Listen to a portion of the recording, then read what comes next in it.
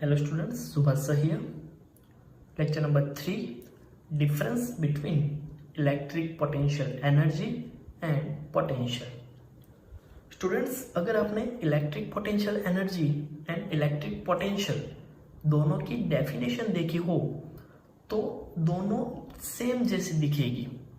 अब देखोगे कि दोनों में एक चीज सेम आ रही है कि चार्ज को इनफाइनाइट डिस्टेंस से गिवन पॉइंट पे लाने के लिए जो वर्क करना पड़ रहा है वो, लेकिन रियल में दोनों के बीच में डिफरेंस क्या है वो हम यहाँ पे समझेंगे।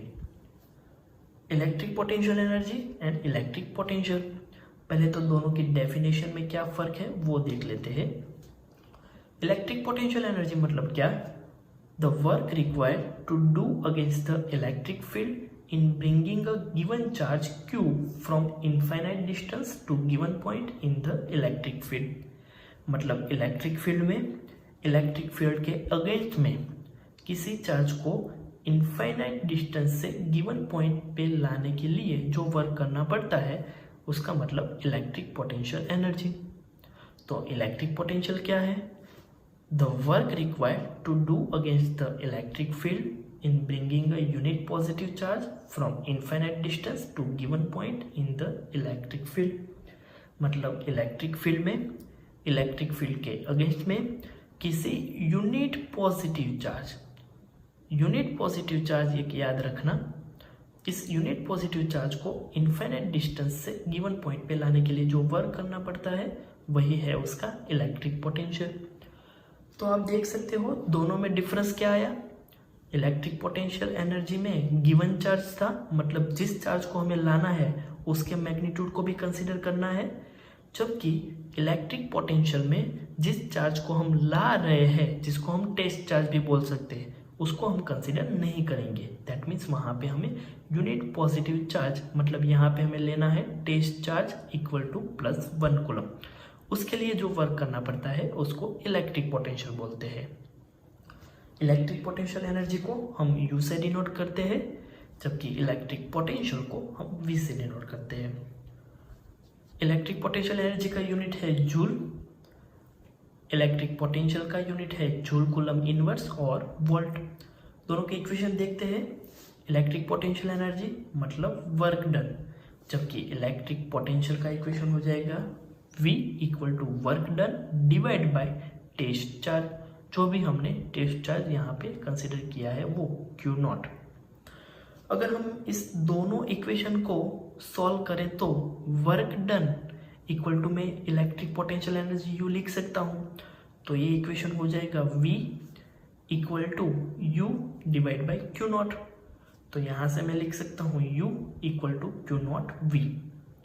अब इस इक्वेशन में अगर मैं टेस्ट चार्ज मतलब +1 कूलम ले लूँ, यूनिट पॉजिटिव चार्ज ले लूँ, तो मैं ये बोल सकता हूँ कि यूनिट पॉजिटिव चार्ज के लिए electric potential energy U and electric potential दोनों सेम हो जाएगा। तो बस यही डिफरेंस है इलेक्ट्रिक पोटेंशियल एनर्जी और इलेक्ट्रिक पोटेंशियल के बीच में। अब हम किसी चार्ज को इलेक्ट्रिक फील्ड के किसी एक पॉइंट से दूसरे पॉइंट पे ले जाते वक्त उसके ऊपर जो वर्क करना पड़ता है उसके रिलेटेड कुछ पॉइंट्स के बारे में पढ़ने वाले हैं।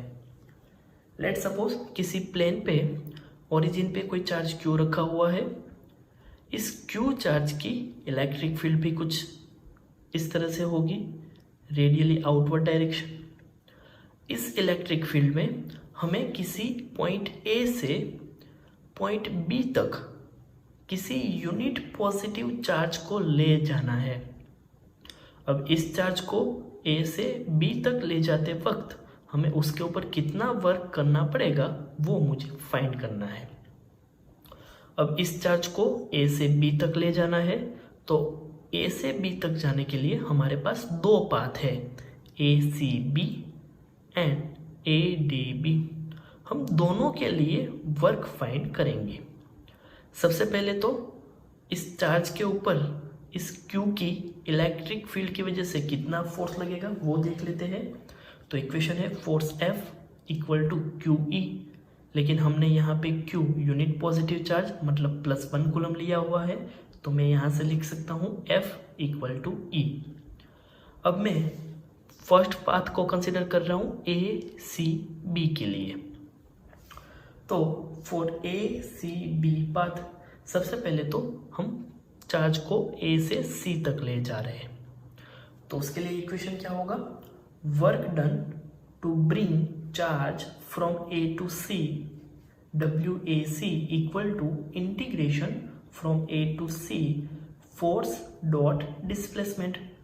लेकिन F इक्वल टू मैं E लिख सकता हूँ, that means E dot dr भी हम लिख सकते हैं। लेकिन यहाँ पे हम देख सकते हैं कि यहाँ पे इलेक्ट्रिक फील्ड की डायरेक्शन रेडियली आउटवर्ड डायरेक्शन में होगी और हमारा जो डिस्प्लेसमेंट हो रहा है वो इलेक्ट्रिक फील्ड के परपेंडिकुलर हो रहा है। That means angle between electric field and displacement वो 90 जितना होगा। तो यहाँ पे जब ये डॉट मल्टीप्लिकेशन निकलेगा तो उसकी जगह हम लिख सकते हैं E dr cos 90, cos 90 की value 0, so WAC equal to हमें 0 मिलेगा। दैट मीन्स इस यूनिट पॉजिटिव चार्ज को A से C तक ले जाने के लिए हमें कोई भी वर्क नहीं करना पड़ेगा। अब हमें उसे को ले जाना है C से B तक, so WCB integration from C to B, फिर से सेम इक्वेशन E dr, यहाँ पे इलेक्ट्रिक फील्ड और हमारा डिस्प्लेसमेंट दोनों सेम डायरेक्शन में है, that means angle between electric field and displacement vector is 0, so cos 0। Solve करते हैं, इलेक्ट्रिक फील्ड का इक्वेशन रखते हैं KQ/r², cos 0 मतलब 1 dr। अब हम पढ़ चुके हैं 1/r² का इंटीग्रेशन हो जाता है -1/r। B पॉइंट का डिस्टेंस है ओरिजिन से RB, C पॉइंट का डिस्टेंस है ओरिजिन से RC। वैल्यू रखते हैं RB एंड RC, तो फाइनल इक्वेशन मिलेगा KQ ब्रैकेट में 1/RC - 1/RB। So total work done in bringing a charge from A to C is A to B is WACB equal to WAC plus WAB equal to KQ 1/RC minus 1/RB। अब हम second path को consider कर रहे हैं, path ADB के लिए। सबसे पहले चार्ज को A से D तक ले जाना है, so WAD equal to integration A to D, electric field और डिस्प्लेसमेंट सेम डायरेक्शन में, that means angle theta equal to 0, E dr cos 0। E की वैल्यू KQ/r², 1/r² का इंटीग्रेशन -1/r, D पॉइंट का origin से distance RD, A point का origin से distance RA। So final equation is KQ in bracket 1/RA - 1/RD। अब next देखते हैं, अब हमें चार्ज को D से B तक ले जाना है, लेकिन यहाँ से D से B तक ले जाते के लिए हम देख सकते हैं कि डिस्प्लेसमेंट और इलेक्ट्रिक फील्ड एक दूसरे के परपेंडिकुलर होंगे। So angle theta equal to 90 और cos 90 equal to 0, so for D to B WDB equal to 0। So total work done for this path WADB equal to WAD plus WDB equal to KQ 1/RA minus 1/RD। लेकिन यहाँ से हम देख सकते हैं कि RA और RC का मैग्नीट्यूड सेम होगा, सेम तरीके से RD और RB का मैग्नीट्यूड भी सेम होगा। तो यहाँ से RA और RC इक्वल है, RD और RB इक्वल है, तो मैं लिख सकता हूँ कि work done for ACB path and work done for ADB path are equal.